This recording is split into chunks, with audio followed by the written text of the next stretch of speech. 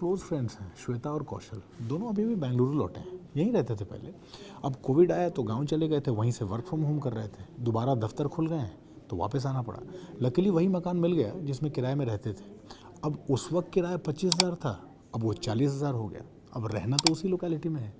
दोनों ने ये सोचा कि 40,000 रुपये किराया देने से अच्छा ये नहीं है कि 40,000 रुपये की EMI दे के अपना ही घर बुक कर लें। अब उनका ये फैसला सही है क्या? आप भी चेक कर लीजिए ये 7 रूल्स, अगर घर प्लान कर रहे हैं तो। अगर अपने जॉब को लेके, करंट इनकम लेवल को लेके या फिर हर महीने की फिक्स इनकम को लेके श्योर नहीं है तो अभी फ़िलहाल घर खरीदने का प्लान ड्रॉप कर दीजिए। जब फाइनेंशियली कॉन्फिडेंट हो जाइएगा ना, तब खरीद लीजिएगा। रूल नंबर 2, जितने का घर खरीदने का प्लान है ना, उसका 20% पैसा अगर डाउन पेमेंट के लिए रहेगा तो ठीक रहेगा। इससे कंपैरेटिवली EMI थोड़ा आसान हो जाता है और आपके लिए रीपेमेंट भी आसान हो जाएगा। देखिए, उदाहरण के तौर पे अगर 1 करोड़ का घर है तो 20 लाख रुपए आपके पास होना चाहिए डाउन पेमेंट के लिए। नंबर 3, एक जनरल रूल है, आपके होम लोन का EMI आपके टेक होम सैलरी का 30% से ज़्यादा नहीं होना चाहिए।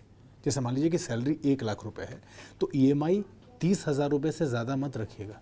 भाई, घर के बाकी खर्चे भी तो हैं, आप पर लोड कम रहेगा, है ना।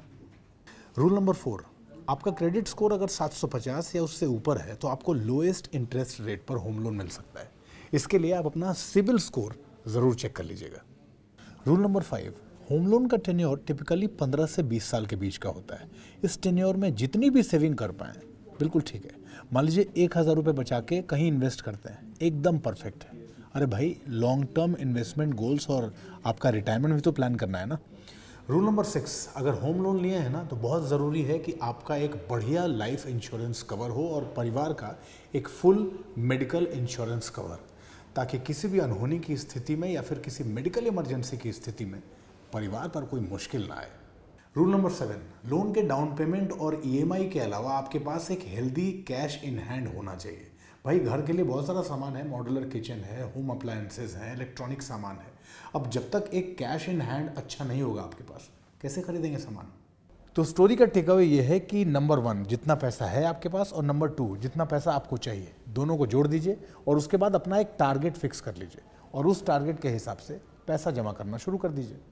अच्छा, सपोज कीजिए कि आप अगले 2 या 3 साल में अपना घर खरीदने जा रहे हैं और उसी टेन्योर में आप अपना डाउन पेमेंट का पैसा जोड़ रहे हैं, तो आप अपने निवेश का पैसा अच्छे डेट म्यूचुअल फंड में लगाइए। और अगर घर खरीदने का टारगेट 5 साल बाद का है तो आप अपना निवेश इक्विटी और डेट दोनों फंड्स को मिला जुला के कर सकते हैं। आपका इन्वेस्ट किया हुआ पैसा ही ना आपको और पैसा कमा के देगा। और इसका हिसाब किताब जानने के लिए पता है क्या करना है? dhanak.com पे आइए, वहाँ एक गोल कैलकुलेटर है, उस पेज को खोलिए, जो डिटेल मांगी जा रही है भर दीजिए, उस सारा हिसाब किताब आपको बना के दे देगा, कितना पैसा कितने दिनों में कितना हो जाएगा। dhanak.com।